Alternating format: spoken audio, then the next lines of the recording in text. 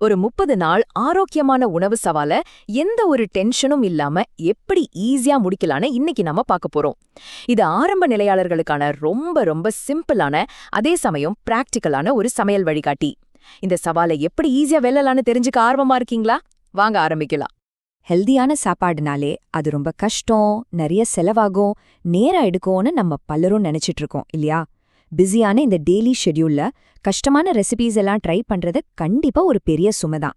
ஆனா கவலைப்படாதீங்க, இந்த தடைகளையெல்லாம் உடைச்சு ரொம்ப பிராக்டிக்கலான ஒரு தீர்வு உங்களுக்கு கொடுக்குறோன்னா இந்த எக்ஸ்பிளனேஷனோட முக்கிய நோக்கமே. இந்த 30 நாள் சவாலை நாம எப்படி எதிர்கொள்ள போறோம்னு ஒரு குயிக் ஓவர்வியூ பார்க்கலாம்.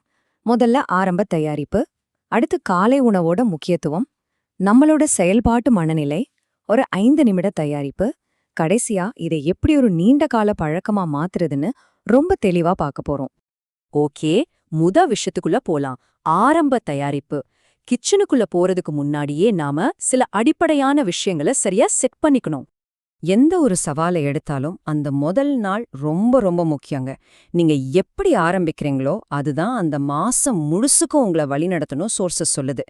கஷ்டமான ரெசிபிகளை தேடி அலையாம ஒரு ஸ்ட்ரக்சர்டான பிளானை எடுத்து அதை டெய்லி கன்சிஸ்டண்டா ஃபாலோ பண்றது தான் இந்த சவாலோட அடித்தளமே. கம்யூனிட்டி போஸ்ட்ல பகிரப்படுற சுத்தமான உணவு டிப்ஸை ஃபாலோ பண்றது இந்த 30 நாளும் நீங்க ட்ராக் மாறாம இருக்க கண்டிப்பா ஹெல்ப் பண்ணும். அடுத்தபடியா நாளோட தொடக்கத்தை பத்தி பார்க்கலாம். அதாவது காலை உணவுக்கு முன்னுரிமை கொடுக்கிறது. சாண்டி டாக்கி சோஸ்ல இருந்து நம்ம தெரிஞ்சுக்க வேண்டிய முக்கியமான விஷயம் என்னன்னா, ஃபிட்னஸ்னு வந்துட்டாலே காலை உணவு தான் மிக முக்கியமானது. முதல் நாள்ல இருந்தே காலை உணவை சரியா சாப்பிட ஆரம்பிச்சிட்டீங்கன்னா அந்த நாள் முழுவதுக்கும் தேவையான ஒரு ஆரோக்கியமான உணவு பழக்கத்துக்கான அடித்தளத்தை நீங்க ரொம்ப ஸ்ட்ராங்கா போட்டுத்தீங்கன்னு அர்த்தம். நேரம் இல்லைன்னு சொல்லி காலை உணவை தவிர்க்கிறது தான் நாம செய்யற பெரிய தப்பு. ஆனா அதுக்கு ஒரு சிம்பிள் தேர்வு இருக்கு. ஆன்லைன்ல இருக்கிற 5 நிமிஷத்துல செய்யக்கூடிய ஈஸியான காலை உணவு ரெசிபிகளை தேடி கண்டுபிடிங்க. சோஷியல் மீடியால இருக்கிற இந்த மாதிரி சின்ன சின்ன டிப்ஸ் நீங்க உணவை தவிர்க்கிறத தடுத்து உங்களை எப்பவுமே சரியான ட்ராக்ல வைக்கும். சரி, இப்போ ஒரு முக்கியமான பகுதிக்கு வந்திருக்கோம். செயல்பாட்டு மனநிலை. உணவை ஒரு சுமையா பார்க்காம நம்ம உடம்புக்கான ஒரு எரிபொருளை பார்க்க போறோம். உணவை அப்ரோச் பண்றதுல 2 விதம் இருக்கு.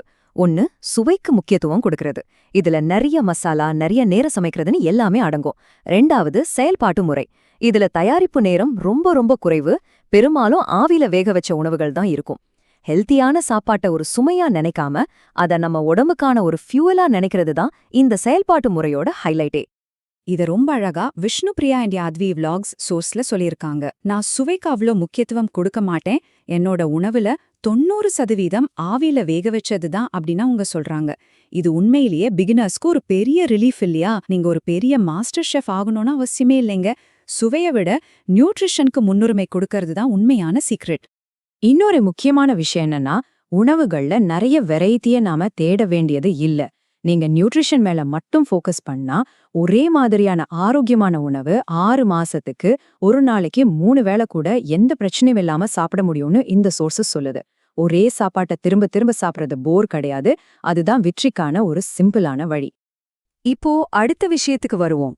5 நிமிட தயாரிப்பு.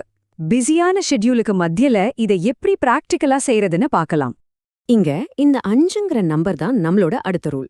பல்லவி ஃபுட் வாயேஜ் சோர்ஸ்ல சொல்ற மாதிரி பிஸியானவங்களுக்கான 5 நிமிட காலை உணவு அப்படிங்கிற கான்செப்ட் நேரம் இல்லைங்கிற சாக்குப்போக்க சுத்தமா உடைச்சிடுது.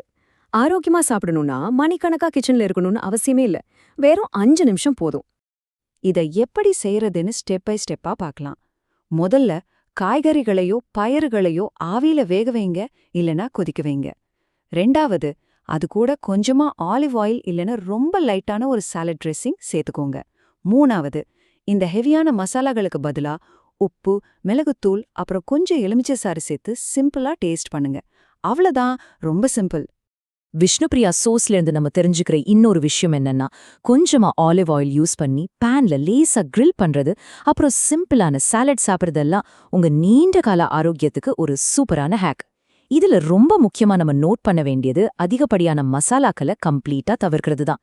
சிம்பிளிசிட்டி தான் இங்க மெயின். ஓகே, இப்போ நாம கடைசி பகுதிக்கு வந்துட்டோம். இந்த 30 நாள் சவாலை தாண்டி இதை எப்படி ஒரு நீண்ட கால பழக்கமா மாத்துறதுன்னு பார்க்கலாம். இந்த டைம் லைன் எல்லாத்தையும் ரொம்ப அழகா கனெக்ட் பண்ணுது பாருங்க. முதல் நாள்ல நீங்க ஒரு சிம்பிளான சுத்தமான உணவு வழக்கத்தை ஆரம்பிக்கிறீங்க. அடுத்த 30 நாளைக்கு டெய்லி காலை உணவை ஸ்கிப் பண்ணாம அந்த சவாலை வெற்றிகரமா முடிக்கிறீங்க. இந்த 30 நாள்ல நீங்க பழகுன அந்த உணவு ஒரு எரிபொருள் அப்படிங்கிற மனநிலை அடுத்த 6 மாசத்துக்கும் உங்க வாழ்நாள் முழுவதுக்கும் ஆரோக்கியமா இருக்க ஒரு தெளிவான ரோட் மேப்பா அமையுது. இப்போ நான் உங்ககிட்ட கேட்க விரும்புற கேள்வி இதுதான். அந்த கஷ்டமான சமையல், நேரம் இல்லைங்கிற சாக்குப்போக்கு எல்லாத்தையும் தூக்கி போட்டுட்டு ஒரு சிம்பிளான 30 நாள் வெற்றியை நோக்கி மாற நீங்க தயாரா? சாப்பாடுங்கிறது உங்க உடம்புக்கான எரிபொருள். அந்த எரிபொருளை இன்னைக்கே சரியா தேர்ந்தெடுக்க ஆரம்பிங்க.